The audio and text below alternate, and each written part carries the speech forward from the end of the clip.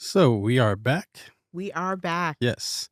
And we are here right now to talk about that one belief system we weren't really able to touch in the main episode. Yes. And I think it makes sense because sales over everything is one of those things that you need to really address. I mean, I know in my experience as an independent, a lot of times when I ask clients what they're looking for, is like sales. I'm like, okay, no, we know this is not It's it's not not for news. free. Yeah. Got it. you know, but it's like, okay, how do we get there? Like, what are the problems that are stopping you before we get to sales over everything? Mm-hmm. So um, it's been a little, a little bit since I've been on the global agency side, Mm-hmm. specifically. So, are you seeing anything different or what? I think on the agency side, given some of the market volatility that we're experiencing, I think some of what I'm hearing is the need for stability. Hmm. Of course, everybody wants growth, but there's a challenge just even navigating what growth can look like because so often growth requires investment, Hmm. which they know they're not going to get right now for the most part. So there's that opportunity for sales, of course, but then we're the market is so volatile right now. It's just difficult to know where you can get that investment for growth, Hmm. to grow sales, to tap into new audiences. And so there's this place of how do we get the most out of what we have, Right. essentially. Yeah, I think so. There's not too much I can say in terms of detail, but Hmm. I've been judging things all day. Oh yes. You know, Okay. so I look forward to hearing about that offline. yes. Um, but one of the things that I've seen is, at least in a lot of the entries, Hmm. there's an acknowledgement that there are things that need to happen before sales. And the other part was the fact that in terms of growth, Yeah. I've been seeing more details as to why growth alone is not the best metric. Not that I thought it always was, because Hmm. growth is finite Hmm. Hmm. no matter what. But even the framing around growth, like there was some entries that I saw, was like, well, we only grew this much in Yeah. this period. And we know that everything is down right now. We want Hmm. to grow more. It's like, so you're saying that people don't have money, you know this, and you want to grow your revenue? Exactly how is that going to work? Like, where's Yeah. the realism in that? Yeah. You know? And I try not to get offended, Hmm. but in a space that is, I don't want to go as far as to say strategies under fire, Hmm. but we're at that space because people are looking for stability again. Yeah. That the things that we do not directly attribute sales to are being looked upon as, do we really need this? Yeah. And and to that point, that's not necessarily just on the agency side Hmm. or what you're experiencing from a campaign perspective. I think a lot of our clients are going through that as well. Yeah. And you're seeing those impacts across the board with support services like human resources and, other kinds of um, services that are needed in order to make the business go. However, they're not necessarily tied directly to revenue. Hmm. And so that's where we're seeing some of that. I personally think, and I'm not going to say from any clear knowledge or vision, that, the tariff situation has put some stressors in the market that I think companies, brands are trying to make up for, in order to try to maintain some sense of revenue growth. And they're having to cut those things. And I don't think it's necessarily what they want to do.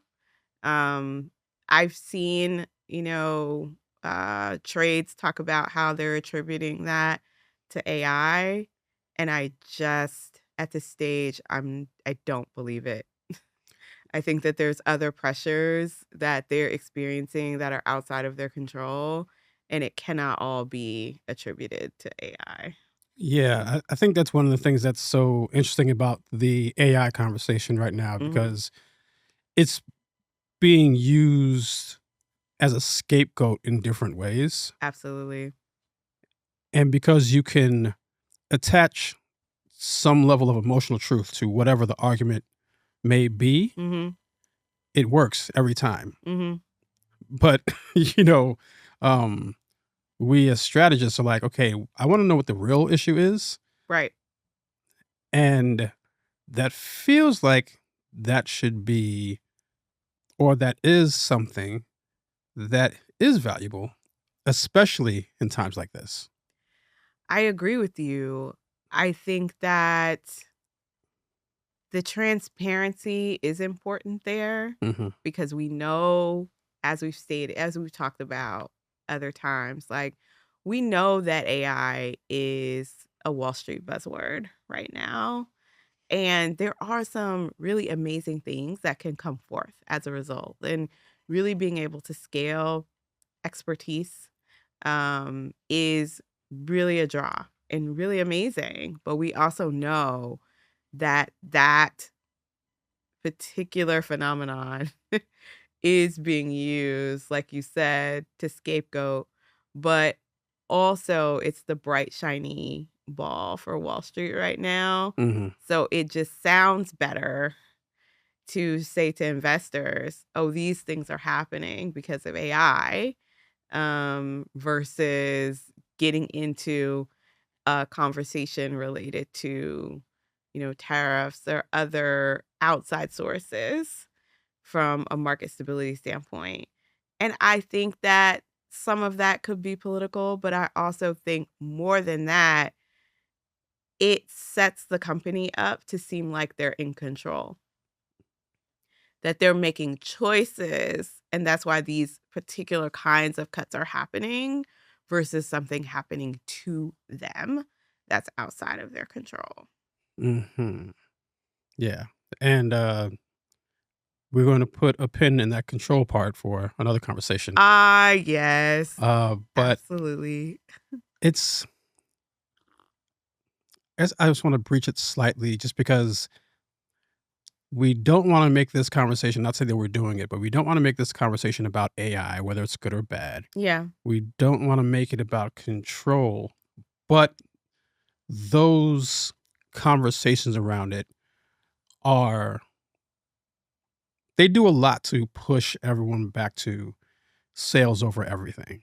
Yeah, because what's interesting is I know it's not about AI, but that's a bit of a driving force Hmm. for some companies to invest because the presumption is that we're going to be able to maximize our resources, by way of utilizing AI, and there's this assumption that that form of maximization is going to also maximize sales.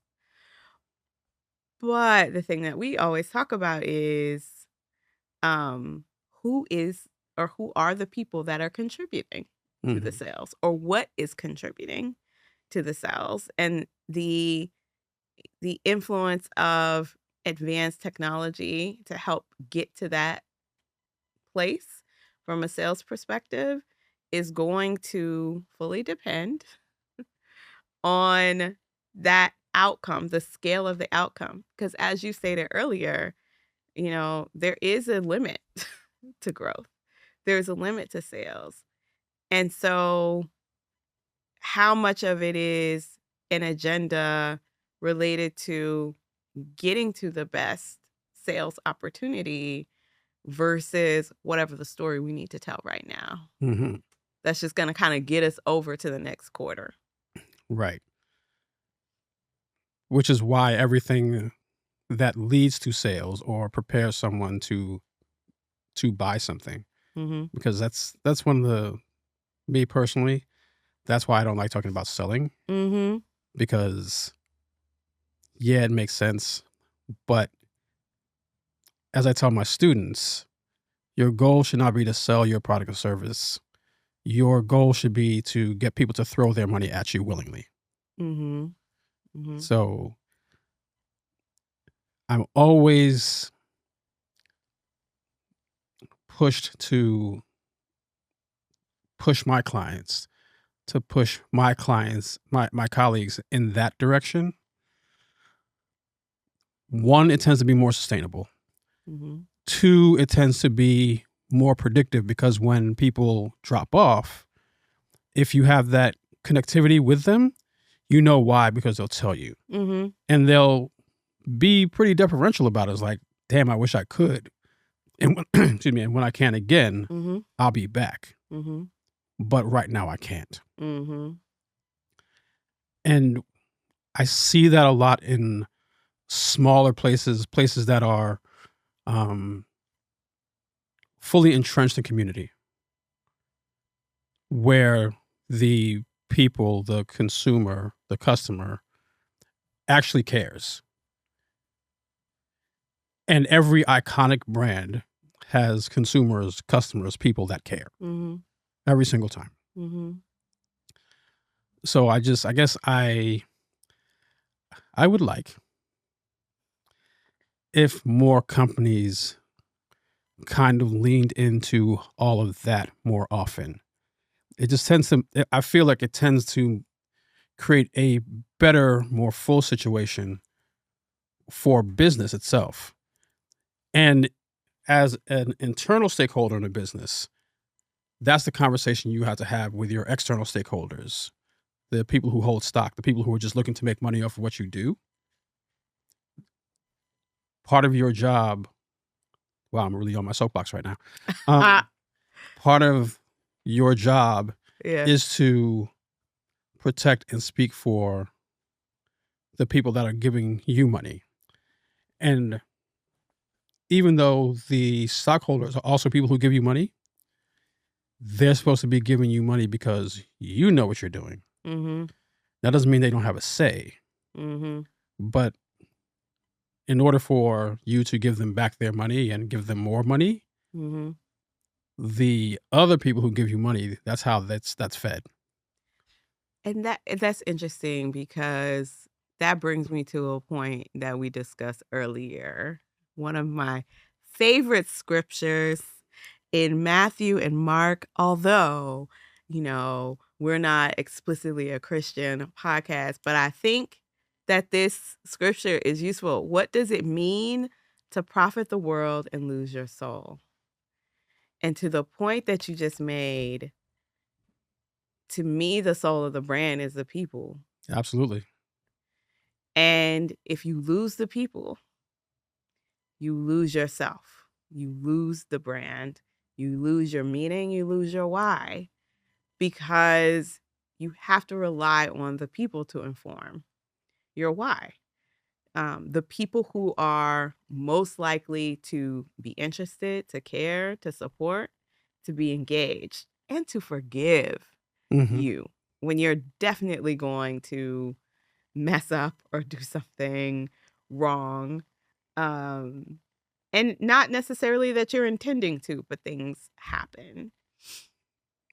So there's something about when we're thinking about this idea of sales over everything, it cannot be to spite your customer. Right. But brands and companies find themselves in that position over and over again, because the echo chamber of influence within the walls of their organization can sometimes make those needs, of the customer seem small in comparison to the pressure that they're under on a day-to-day. Mm-hmm. Makes me wonder if there needs to be some level of requirement that once you're high up enough to make major decisions, Mm-hmm. you can't be too detached from what it is that you do. Mm-hmm. It can feel pretty logical And maybe that's just the Gen X in me seeing, like watching sitcoms and other television shows where someone new comes to a company, they make these terrible decisions, and the owner who's not as hands-on comes back and says, "Oh, wait, I didn't know all this stuff was happening."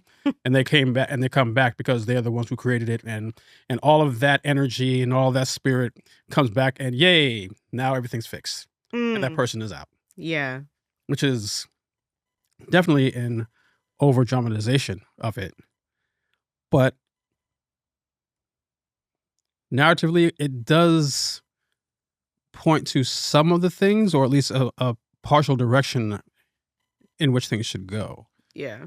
You know, you lose not only if you lose the soul of your company, your customer, you lose your brand, you also lose your business. Like if we want to take it to the revenue part of it all, Mhm. no people, no customers, no revenue. Mhm. Like, how about that?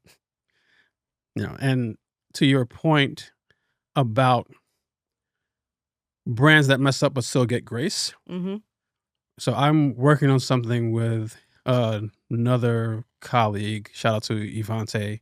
We're working on a quick paper, Mhm. and it's based on a conversation we had about Nike. And Nike just made an interesting mistake that you would not necessarily expect them, or some people might, but not everyone would expect them to make this kind of mistake. Yeah. Um, they dropped the news about a new LeBron shoe. Okay. They didn't actually do the drop, but the messaging, the communication about the new shoe came out on Monday for MLK, and it's a shoe, and it's the colorway is the blue colorway of the Lorraine Motel, Okay. Was it and your face is like, wait, huh? okay? Right. So that was on purpose in poor taste or just really bad timing on their part? So a lot of people are taking it as poor taste, which makes sense. Okay. And I'm not going to take the poor taste and bad timing. It could be both. Okay. But I think it's also just there, or maybe I'm just hoping there has to be some ignorance behind it. Yeah, because why even choose Martin Luther King Day to drop a LeBron shoe? So it's basically an MLK LeBron. No, really? Essentially, even though it's not out yet, it's supposed to drop in February. So it's an MLK, I guess, slash Black History shoe. And then it also coincides with a time he had 51 points on Memphis. It's like all these things put together are not telling the story that I think you wanted to tell. Yeah. You know, it's not a story of reverence really Yeah. for MLK. Mhm. You know, it's a question on not only who made the decision, but who signed off on it. Did any of Dr. King's family sign off on it? I don't know yet.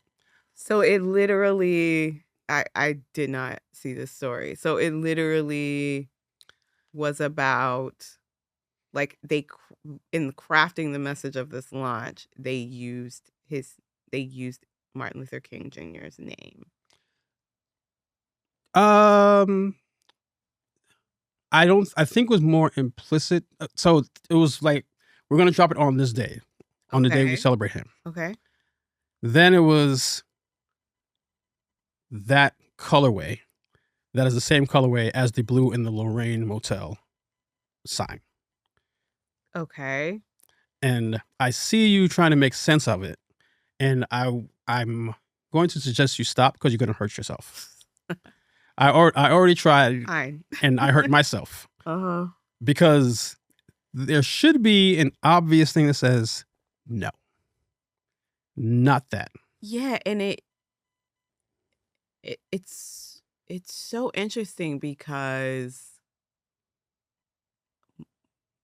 February would have made more sense if you're gonna be celebratory, Hmm. you know? Um, but to choose a colorway that's associated with the place that Martin Luther King Jr. was assassinated Right. is But I feel like there's a bit of sales over everything on that. oh, okay. Because, okay, it's a LeBron shoe, so it's likely going to sell. Mm-hmm. 2, it's a colorway that will draw your attention, will draw your eye. It is. Okay. And it's like, did they try to shoehorn this into it? Like, why choose that? Where is the connection between where Dr. King was assassinated and this shoe? So let me offer, just putting my agency hat on. Mm-hmm. Okay. Let me offer that. Before you offer something, Nike, if you want to pay for this kind of relief, just write this down and we will send you the invoice because you might need some damage control on this. But sorry, go ahead. Just putting my agency hat on, and I have been involved in so many campaigns, ideations that started out so great. Mm-hmm. Just started out amazing. Strategies on point, creative ideas, partnerships, all kinds of stuff. And you just will be so excited, right? And then you move along. Oh, we have a budget cut. Something gets cut. Something else gets cut. And at the end of it, it is a shadow of the thing that you originally started with. Right.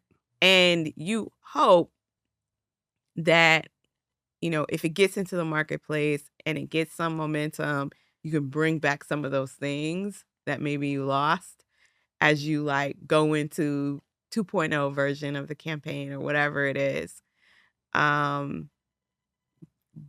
But to your point about sales over everything, right?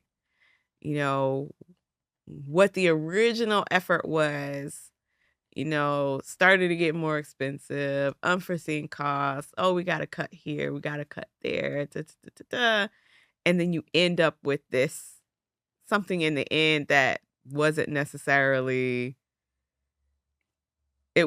going to land in the public the way that you hoped it would, because all of the things that you had to support it in the first place, a lot of it was taken away. Mm-hmm. So then you just have to get something out because you've already gone through production. You've already, and the people who aren't experts just say, oh yeah, it's going to be fine. It's going to be fine. We just got to get it out, And again, that goes back to your point. The sales over everything. Like, did taking all of that away actually have the impact that the business thought that it would? Mm-hmm. I'm just guessing. I'm totally guessing. I don't know. I have no inside track. Totally guessing that is at least a piece of the story. Yeah, because it's fair speculation based on the potential holes in the storytelling, right? Mm-hmm. There has to be a lot of work in storytelling to make this make sense. Mm-hmm. To link a horrific historical event to a sneaker as some level of tribute. Mm-hmm. It's not impossible, but a lot of work has to be done. Mm-hmm. And if there's people who don't fully understand, yes, or even people who do fully understand but don't bring people along the path, don't bring people along that journey, mm-hmm. is going to create an issue. I think 2 things happen where this story hasn't blown up in the way that a lot of other brand fails tend to. Mm-hmm. One is the overall grace that Nike tends to get, because they don't make this type of mistake often. Mm-hmm. Mm-hmm. And 2, there's probably a lot of people who don't really know. They didn't look close enough. They might have just seen the color and like, oh, that's great. Yeah. And I'm talking about like from the consumer side who Mhm. just don't know the history. Mhm. However, when you're getting into things that are cultural in that way, that history is going to show Yeah. up at some point. Mhm. And when you get it wrong, it may not be permanent, but you will get people very angry. Mm. And the people who are angry are very angry. Mm. And it's not necessarily the people who would be against the kind of branding and messaging that Nike does as a whole. You know, this is not a conservative getting mad at them endorsing Colin Kaepernick situation. Right. This is a what are y'all doing? How'd you get this wrong moment? Mhm. Mhm. You know, so I have a friend looking at some tracking in terms of how people feel about Nike right now. Yeah. Um, but it's always interesting to me to see brands make these kind of mistakes, and then to see what the true backlash, if any, is. You know, clearly we're not saying, "Oh, Nike's in trouble." Yeah. We're not saying that. We are not out of our minds.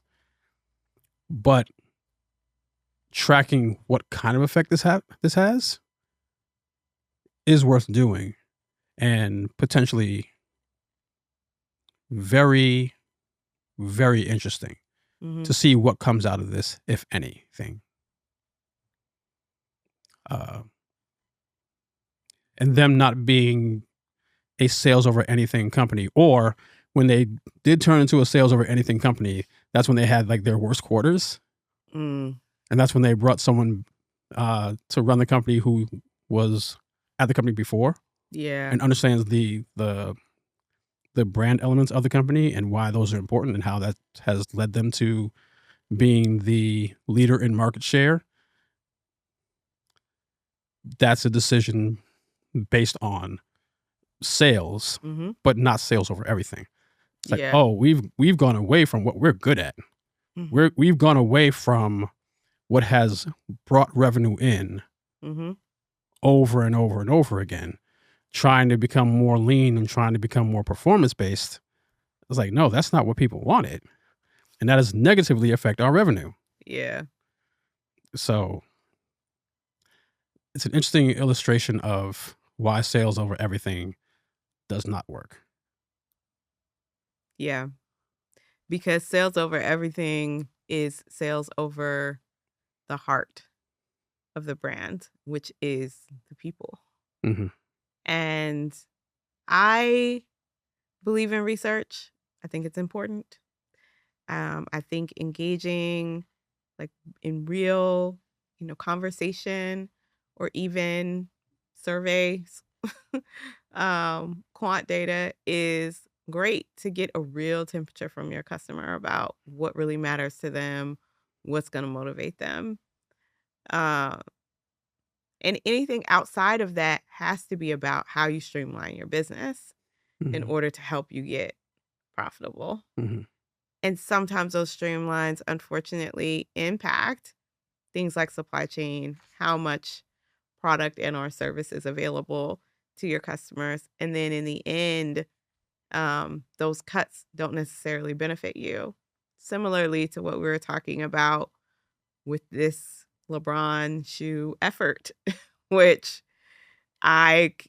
feel pretty confident there were some cuts there that didn't necessarily serve the end objective of the campaign. Mhm. And then it just puts you in this crazy position, but it's also potentially vindicating for the people who suggested, "Actually, we shouldn't make these cuts." Because at some point, the cuts start the bleeding. Mhm. It's not Mhm. just a haircut anymore, now you're just down to scalp, Right.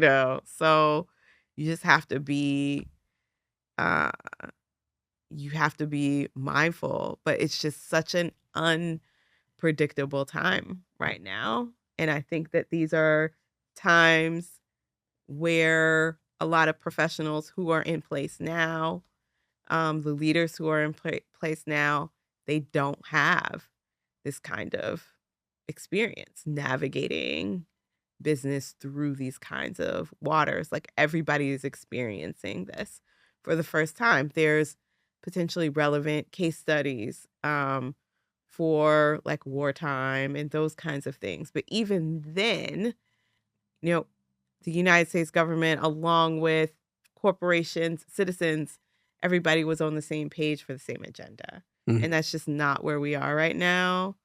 And so I imagine many corporate leaders, small business leaders, mid-sized business leaders at every level are in just this place of being uncertain and not knowing. Yeah, but I guess that uncertainty should bring you back to, you ready for it? Basic principles. We will still claim that we will get Will Smith for a podcast to talk about, according to Gary, the best marketing movie of all time, Mitch. But please continue. Yeah, I mean, it's like, okay, what do people need? Not just from a product or service standpoint, but from an emotional standpoint, right? Hmm. Um, I feel like in some ways, agencies, their external communications, Hmm. while chasing all the tech tools, Yeah. they either don't talk about how creativity, how art links to the emotion that catalyzes a person to do something Hmm. enough, or they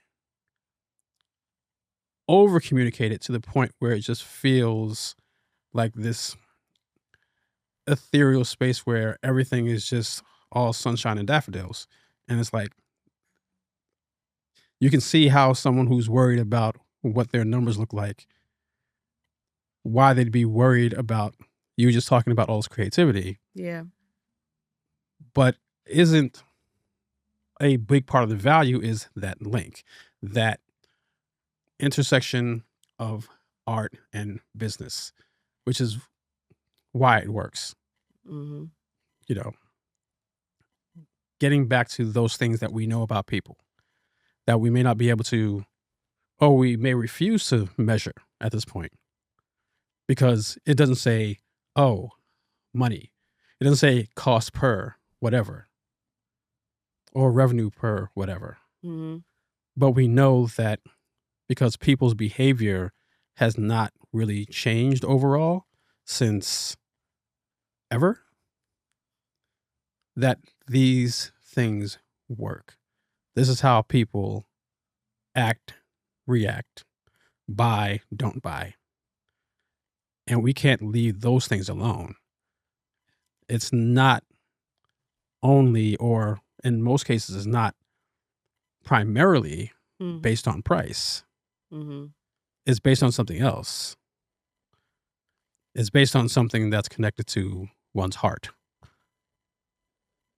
The reason why a brand's heart is their consumer is because the consumer first thinks with their heart and Right. they justify with their brain. Correct. They don't decide with their brain. It's an emotional decision first, and then they justify it, Right. or attempt to justify it practically. Right. Hmm. But they use some form of logic, whether it's manipulated to just what they want to do, Hmm. or if there is actual utility to it, and they go and make that decision in that way. Hmm. And if they make the decision for the cheaper thing, and I say cheaper, not less expensive, but the cheaper thing, it's because when they can get back to the more expensive thing, they will go back. Hmm. So you can't piss them off Hmm. just because they went somewhere because they just can't get to you right now. And I also think that, I mean, that's tough because somebody's livelihood is dependent on the difference in that choice, right? Mhm. But I would say that one thing that marketers can do is to always consider whatever choices um, consumers are making in order to navigate the times that we're in, they're also making those choices Mhm. from a business standpoint. And there is some empathy that they can extend to the consumer and also to be more thoughtful about how that's impacting the choices that they're making and understand that they're very similar. Mhm. Um, I am not one to have marketers believe that they are their customer because they're not, even if they consume whatever it is that they're selling, but just having that behind the scenes look and then also the responsibility to make that brand go means that you're not Mhm. the average customer. But these sacrifices are happening all around. And to that point, it's it's not always sales over everything. It's survival. Right. Yeah. But if there's a good relationship, Mhm. then that survival, it might be contentious in the moment, Mhm. but it can be smoothed over. Mhm. So brands want empathy from consumers. You have to show empathy for consumers as well. Amen. That is the way. Yeah. So I think we're gonna just button this episode of Deconstructed up Yes. and get ready to uh, talk about some other things because there's an advertising holiday that's coming up very soon. OMG. Do you mean Super Bowl? Yes, or the big game because I don't know if we're allowed to say Super Bowl. Oh, really? Yeah, I mean it's Okay. trademarked. That's why Oh, sometimes the big game thing is. But you know what? We're behind the big paywall. game. See, here are the Yes. things we can say behind the paywall. We can say Super Bowl over here. Okay, we can talk about it all day. We can say Super Bowl 60. We can say all those things. Now, in front of the paywall, we might have to say the The big big game. game. Okay. I'm gonna But have to remember that for but behind the paywall, Super Bowl, Super Mhm. Bowl, Super Bowl, and more Super Bowl. So we're going to talk about something that's around that game because that is advertising's biggest day every single year. And y'all know it because half of y'all out there watch the commercials more than y'all watch the game. Okay? And definitely have a perspective. Absolutely. So get ready. We'll be back for that. And thank you if you're behind the paywall. Tell a friend. Tell your friend. Starts at $6. And we have these conversations that we can actually teach you things. Okay? Just keep that in mind. All right. So until next time, we will see you later.